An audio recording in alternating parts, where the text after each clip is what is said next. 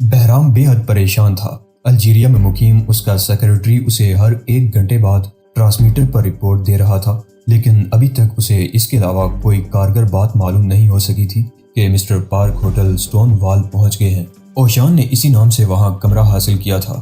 اوشان کے سلسلے میں اسے آخری اطلاع یہی ملی تھی کہ وہ اپنے کمرے میں جانے کے بعد اب تک باہر نہیں آیا۔ آخر یہ بڑے میاں وہاں کیا کرتا پھر رہا ہے؟ بہرام نے بائیں ہتھیلی پر دایاں گھوسا مارتے ہوئے زیر لب کہا، اس نے بھی مجھ سے رابطہ قائم نہیں کیا۔ شہزاد کے بارے میں اس کے سیکرٹری نے تازہ ترین اطلاع دی تھی کہ وہ ہوٹل واپس آ گیا ہے اور اب وہ اپنے کمرے میں ایک انگریز لڑکی کے ساتھ موجود ہے۔ سیکرٹری نے ہوٹل سٹون وال میں ہونے والے 2 بدماشوں کے تصادم کی بھی اطلاع دی تھی اور یہ خدشہ ظاہر کیا تھا کہ الجیریا میں اب ہر لمحے اور ہر جگہ ایسی وارداتیں ہونے کا امکان پیدا ہو گیا ہے۔ نمراف، بہرام خود کلامی کے انداز میں بولا، تمہیں ان مجرموں کا ملک بنانے میں ناکوں چنے چبانے پڑیں گے۔ شاید تم نہیں جانتے کہ مجرموں کا آپس کا تصادم کس قدر ہولناک ہو سکتا ہے۔ بہرام کو دیگر ممالک کی سیکرٹ سروسز کے رہنماؤں سے رابطہ کرنے کے بعد اس بات کا اندازہ ہو گیا تھا کہ تقریباً ہر ملک نے اپنا ایجنٹ وہاں بھیج دیا ہے تاکہ وہ دنیا کے نقشے پر کسی مجرم آبادی کے بارے ایک ملک کے ابھرتے ہوئے وجود کو نیست و نابود کر سکے۔ اس سلسلے میں دنیا کے تمام ترقی یافتہ ممالک بے حد پریشان تھے اور ہر ایک اپنے اپنے طور پر نمراف کی اس سازش کو ناکام بنانے کی کوشش میں مصروف ہو گیا تھا۔ دنیا کا ہر شخص اس بات کو اچھی طرح سمجھ سکتا ہے کہ جب کسی ملک کی پوری آبادی مجرموں پر مشتمل ہوگی تو کیا ہوگا۔ پوری دنیا میں جرائم کی زبردست لہر پھیل جائے گی اور قانون کو بے بس کرنے کی کوششیں تیز ہو جائیں گی۔ ہر جرم پیشہ شخص یہ سوچ کر قانون سیکھنی شروع کر دے گا کہ فرار ہو کر الجیریا میں پناہ گزین ہو جائے گا۔ پھر نمراف جیسا خوفناک شخص شاید دنیا کی ہر حکومت سے خراج وصول کرنا شروع کر دے گا۔ نہیں، ایسا نہیں ہو سکتا۔ بہرام نے ایک بار پھر ہتھیلی پر گھونسا مارتے ہوئے کہا، ایسا ہرگز نہیں ہوگا۔ اس نے سگار سلگایا اور دھوئیں کا ایک بادل سا اگل دیا۔ اس کی آنکھیں سرخ ہو رہی تھیں، اس کے ہونٹ خشک تھے اور ان پر پپڑیاں سی جم گئی تھی۔ اس کے بال بکھرے ہوئے تھے اور ایک پریشان سی لٹ اس کی پیشانی پر بھی اتر آئی تھی۔ اس کی شیو بڑھ کر رخساروں پر کانٹوں کی چھوٹی سی فصل بن گئی تھی۔ اس نے سگار کا ایک اور کش لگا کر دھواں نکالتے ہوئے فون کی طرف دیکھا جو خاموش تھا۔ ٹرانسمیٹر کی سرخ بتی روشن تھی لیکن اس پر دور افتادہ آوارہ ہواؤں کے سرسراہٹ کے علاوہ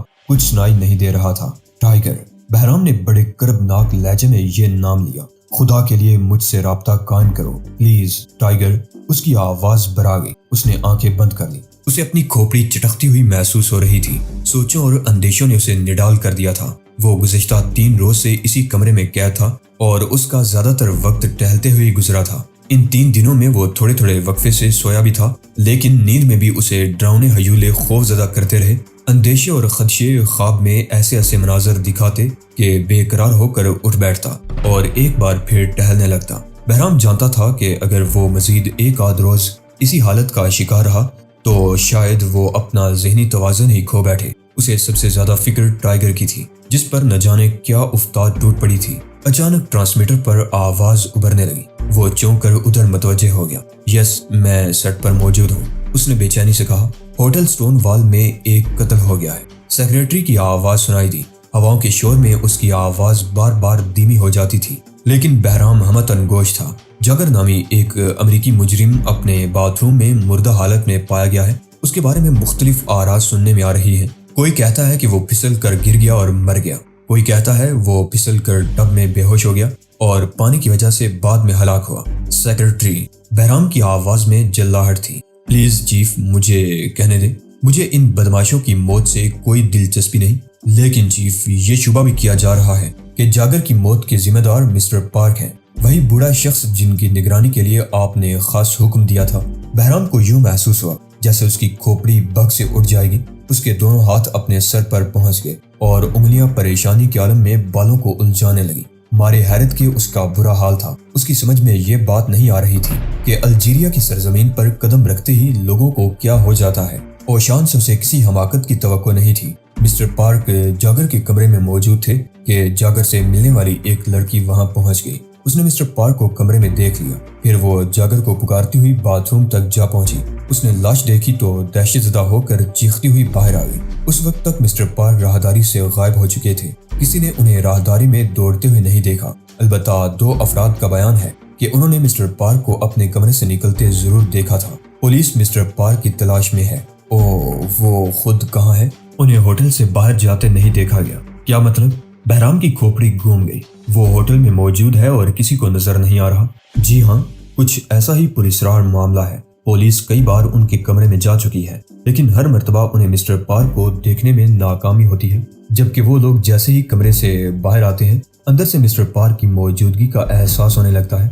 خدایا! بہرام نے دونوں ہاتھوں سے اپنا سر زور زور سے دبانا شروع کر دیا۔ اگر میں کوئی بھیانک خواب دیکھ رہا ہوں تو میری آنکھ کھول دے، ورنہ میں پاگل ہو جاؤں گا۔ مسٹر پارک کو بے حد پراسرار شخصیت سمجھا جانے لگا ہے جناب، سیکرٹری اس کی بڑبڑاہٹ سنے بغیر کہتا رہا۔ آج ہی ایک ٹیکسی ڈرائیور نے بھی اخبار نویسوں کو ان کے بارے میں چند باتیں بتائی تھی۔ ٹیکسی ڈرائیور نے انہیں کوئی زبردست جادوگر سمجھا اور ایسی باتیں بھی ان سے منسوب کر دیں جو مجھے یقین ہے کہ سراسر غلط ہیں۔ بہرحال ان کے کمرے کو باہر سے مقفل کر دیا گیا ہے اور ایک مسلح پولیس مین دروازے پر متعین ہے، جس پر ہوٹل کی انتظامیہ چراغ پا ہو رہی ہے۔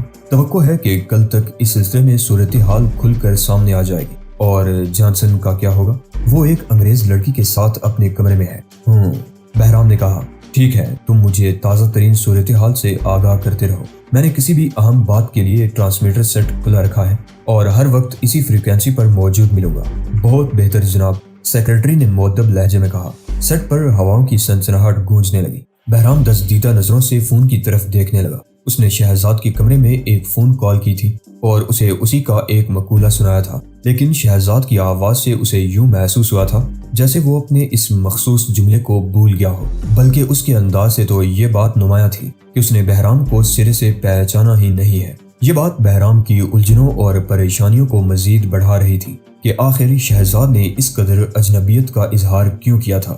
یقیناً اس کے قریب کوئی موجود ہوگا، اس نے زیر لب کہا۔ انداز ایسا ہی تھا جیسے وہ خود کو تسلی دینے کی کوشش کر رہا ہو۔ وہ لڑکی اس کے قریب ہوگی، اسی لیے اس نے مجھے پہچاننے سے انکار کر دیا۔ اس خیال کے تحت اس نے چونک کر ٹرانسمیٹر سیٹ کی طرف دیکھا اور تیزی سے سیکرٹری سے رابطہ قائم کرنے کی کوشش کرنے لگا۔ جلد ہی دوسری طرف سے ہوا کی تیز سرسراہٹوں میں سیکرٹری کی آواز سن کر اس نے کہا، میں چاہتا ہوں کہ جب وہ انگریز لڑکی ایجنٹ سے کہیں دور جائے تو مجھے فوری طور پر اطلاع دی جائے۔ ایک منٹ جناب، سیکرٹری نے کہا۔ بہرام نے فون کی گھنٹی سنی۔ غالباً سیکرٹری کی فون کال آئی تھی۔ کچھ دیر وہ فون پر مصروف رہا، پھر وہ بولا، لڑکی اس وقت لابی میں تنہا ہے۔ لڑکی اور اس کے درمیان شاید کوئی جھگڑا ہو رہا ہے۔ اور ایجنٹ؟ بہرام نے سوال کیا۔ وہ اس وقت اپنے کمرے میں تنہا ہے۔ ٹھیک ہے، بہرام نے جلدی سے کہا اور فون کی طرف متوجہ ہو گیا۔ اس نے طویل فاصلے کی کال ملانے کی کوشش کر دی، لیکن اسے کامیابی نہیں ہوئی۔ کافی دیر بعد جب آپریٹر کی آواز سنائی دی تو اس نے جواب دیا کہ مسٹر جانسن کے کمرے سے کوئی جواب نہیں مل رہا، شاید وہ اس وقت لابی میں ہے۔ آپریٹر نے اسے کوئی پیغام دینے کے لیے کہا تو بہرام نے کہا، ٹھیک ہے، اسے کہہ دینا کہ اس کے خالو کا ٹیلی فون ہے، اس کی طرف سے بے حد پریشان ہوں۔ اسے کہہ دینا کہ بالآخر اس سے متفق ہوں کہ جس لڑکی کے چہرے پر ان گنت برے دل نہیں ہوتے، اس کی مثال ایک ایسی رات جیسی ہوتی ہے جب ستارے نہیں نکلتے۔ دوسری طرف سے لیڈی آپریٹر کے ہنسنے کی آواز سنائی دی۔ بہرام نے جلا کر سلسلہ منقطع کر دی۔ میگی نے چونک کر اس عجیب الخلقت آدمی کی طرف دیکھا جو بڑی بے تکلفی سے اس کے سامنے والی کرسی پر آ بیٹھا تھا اور اسے شہزاد کا انتظار تھا۔ رات بہت دیر تک وہ اسی کے کمرے میں رہی تھی۔ اس نے اپنے کمرے میں آ کر اپنے ہیڈ کوارٹر کو اطلاع دے دی کہ وہ جسے جانسن سمجھ رہی تھی وہ جانسن کی بجائے کوئی اور ہے، پر دوسری جانب سے خاصی تلخ کلامی ہوئی، لیکن میگی نے یہ کہہ کر بات ختم کر دی تھی کہ وہ اپنی ذمہ داری پر سب کچھ کر رہی ہے اور بہتر نتائج کی توقع ہے۔ صبح اس کی آنکھ دیر سے کھلی تھی۔ اس نے شہزاد یعنی جانسن سے فون پر رابطہ قائم کیا اور لابی میں ناشتے کے لیے بلایا، لیکن وہ ابھی تک نہیں آیا تھا اور اس کی جگہ یہ عجیب الخلقت آدمی اس کے سامنے براجمان تھا۔ لابی میں اور بھی بہت سی میزیں خالی ہیں، میگی نے درست لہجے میں کہا۔ ہاں، خوفناک شخص نے کہا، لیکن وہ میزیں خالی ہیں اور میں خالی میز پر بیٹھنا پسند نہیں کرتا۔ ڈٹائی کی بھی کوئی حد ہوتی ہے، میگی نے سوچا اور اٹھ کھڑی ہوئی۔ ٹھیک ہے، اس نے بلند آواز میں کہا، تم بیٹھو، میں دوسری میز پر چلی جاتی ہوں۔ بیٹھ جاؤ لڑکی، خوفناک شخص نے کہا۔ اس کی آواز میں نہ جانے کیا اثر تھا کہ میگی کو اپنی ریڑھ کی ہڈی میں سرد سی لہر دوڑتی ہوئی محسوس ہونے لگی۔ وہ کوشش کے باوجود اپنی جگہ سے حرکت نہ کر سکی۔ اسے یکایک اپنی ٹانگیں بے جان سی لگنے لگی۔ وہ نہ چاہتے ہوئے بھی بیٹھ گئی۔ اس نے دزدیدہ نگاہوں سے لفٹ کی طرف دیکھا۔ لفٹ کے دروازے بند تھے اور یہ اندازہ لگانا مشکل تھا کہ لفٹ کون سی منزل پر ہے، نیچے آ رہی ہے یا اوپر جا رہی ہے یا پھر کہیں رکی ہوئی ہے۔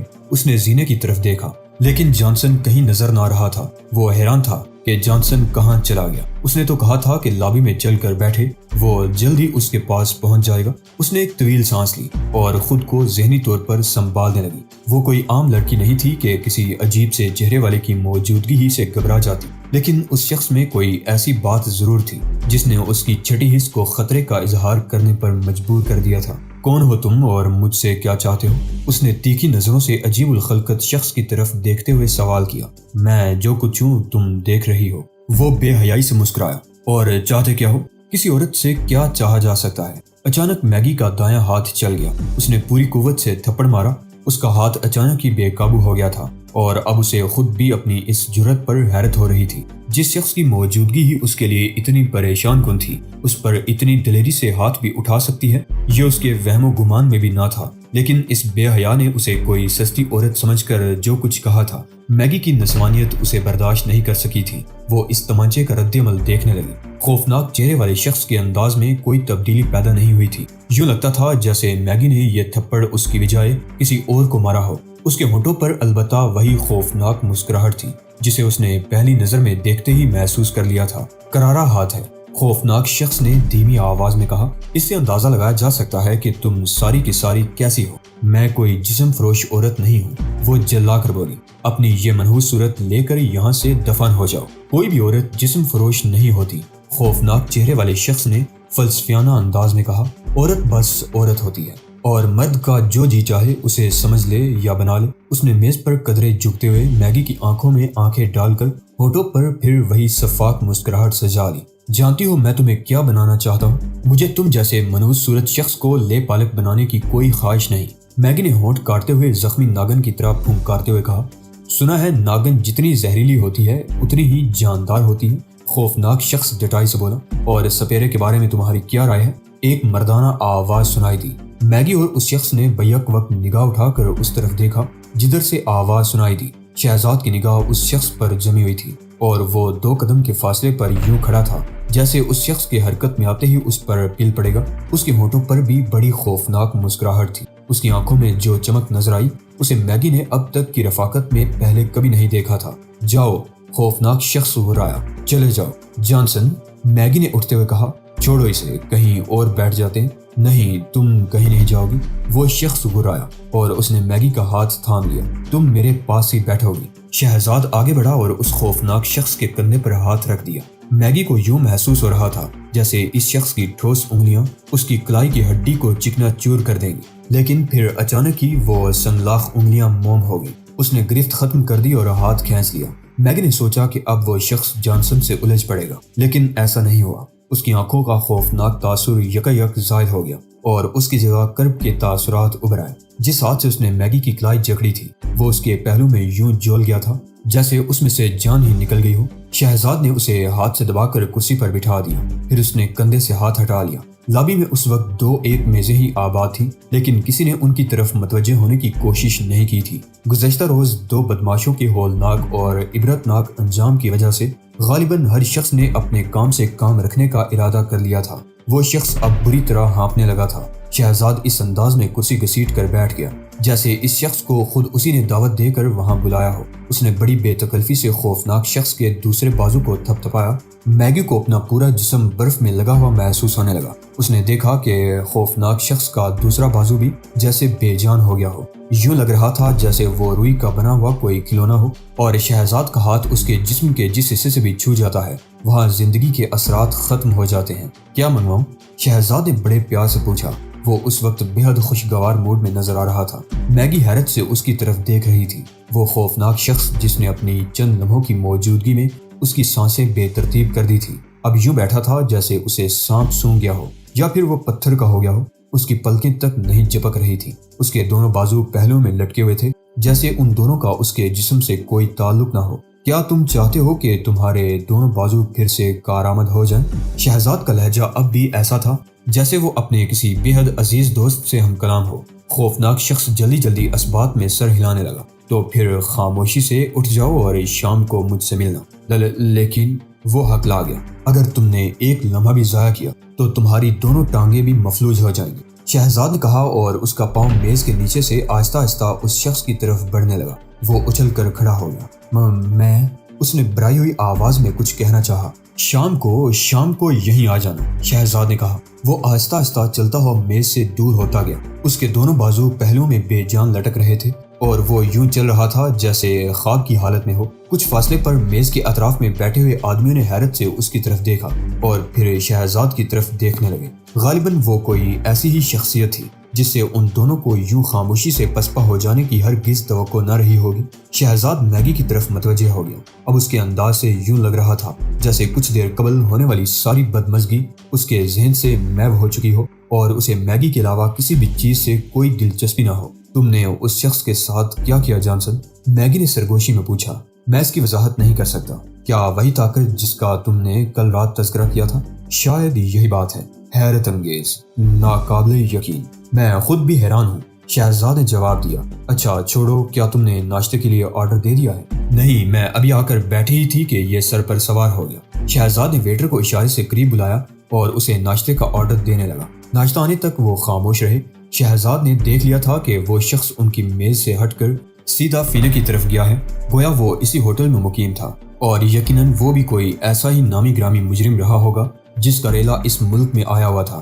نمراف نے رابطہ قائم کیا؟ نہیں، شہزاد نے جواب دیا۔ کیا تم آج اس کے محل جاؤ گے؟ نہیں، آج کا سارا دن میں تمہارے ساتھ تفریح میں ہی گزارنا چاہتا ہوں۔ تم نے آج کا اخبار دیکھا؟ شہزاد نے نفی میں سر ہلاتے ہوئے استفہامیہ انداز میں اس کی طرف دیکھا۔ نہیں، کوئی خاص بات؟ کل رات یہاں ایک لاش پائی گئی ہے، میگی نے بتایا۔ اسٹون وال کی انتظامیہ اس سلسلے میں بڑی باثر ہے کہ اپنے ہاں قیام کرنے والوں کو زحمت نہیں ڈالتی۔ ہمارے فلور چونکہ بلندی پر ہیں، اس لیے نچلی منزلوں پر ہونے والے ہنگاموں کا ہمیں اندازہ ہی نہیں ہوتا اور نہ ہی کوئی آواز سنائی دیتی ہے۔ میگی نے اخبار میں شائع ہونے والی پوری خبر اور اس پر تبصرہ سنانے کے بعد کہا، اس سلسلے میں ایک بوڑھے آدمی کا نام بار بار لیا جا رہا ہے۔ اس کا نام مسٹر پارک ہے اور وہ نیو یارک سے یہاں آیا ہے۔ شہزاد خاموشی سے سنتا رہا۔ نہ جانے کیوں مسٹر پارک کے سلسلے میں میگی کی باتیں سن کر اس کا جسم سنسنی کا شکار ہوتا جا رہا تھا۔ اس نے لاش کے سلسلے میں مسٹر پارک کا نام ذہنی طور پر قبول نہیں کیا کیونکہ وہ جانتا تھا کہ جاگر کو اس نے خود اپنے ہاتھوں سے قتل کیا ہے۔ اسے یہ بھی یقین تھا کہ اس وقت آس پاس کوئی موجود نہیں تھا اور کسی نے بھی اسے جاگر کے کمرے سے جاتے ہوئے نہیں دیکھا، ورنہ اس کے بارے میں بھی اخبار میں کچھ نہ کچھ ضرور ہوتا، یا پھر کم از کم پولیس اسے باز پرس تو یقیناً کرتی۔ میں کون ہوں، کہاں سے آیا ہوں اور میری آمد کا مقصد کیا ہے؟ ایک بار پھر اس کے ذہن میں یہ 3 سوال تیزی سے گردش کرنے لگے۔ اس نے سر جھٹک کر ان پریشان کن سوالات سے ذہن صاف کر لینا چاہا لیکن کامیاب نہ ہو سکا۔ اب تو صورتحال مزید پیچیدہ ہو گئی تھی۔ اسے یہ معلوم ہو گیا تھا کہ وہ جانسن نہیں ہے، حالانکہ اس وقت وہ اسی حلیے میں تھا جس میں جانسن کو یہاں آنا چاہیے تھا۔ تو پھر جانسن کہاں غائب ہو گیا؟ یہ ایسے سوالات تھے جن کا اس کے پاس کوئی جواب نہیں تھا۔ اچانک اسے یاد آ گیا کہ نمراف نے اس کے ذمہ 2 آدمیوں کو ٹھکانے لگانے کا کام لگایا ہے، شہزاد اور اوشان۔ آخر یہ دونوں کون ہیں؟ نمراف کے منصوبے کی تکمیل میں حائل ہونے والے یہ 2 دشمن۔ اس کے ذہن میں جواب ابھرا لیکن اس طرح اس کا دل مطمئن نہ ہو سکا۔ ایک خلش اسے بے چین کیے دے رہی تھی۔